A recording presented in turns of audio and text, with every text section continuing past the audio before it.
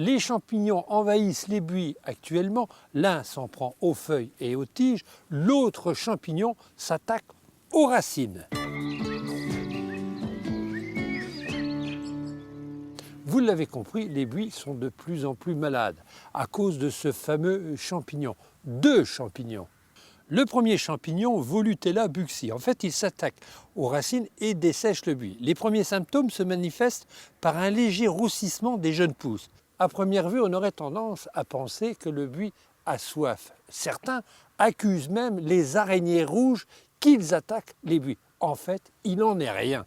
L'autre champignon, le cylindrocladium, s'attaque aux feuilles et aux rameaux du buis. Les premiers symptômes montrent des taches claires sur les nouvelles feuilles, entourées d'une couleur rougeâtre. Puis très vite, les taches s'unissent, puis les feuilles se dessèchent et tombent. L'infection se propage lorsque les températures sont situées entre 20 et 30 degrés, avec une grosse dose d'humidité, par temps orageux par exemple.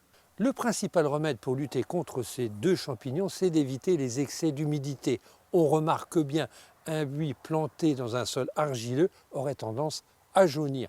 Méfiez-vous aussi des arrosages automatiques et notamment les petites bordures de buis plantées le long d'un gazon. L'excès d'azote favorise aussi les attaques des deux champignons. Taillez moins souvent votre buis, surtout évitez les tailles trop sévères qui favorisent aussi la propagation de la maladie. Votre outil doit être bien nettoyé à l'eau de javel entre deux tailles.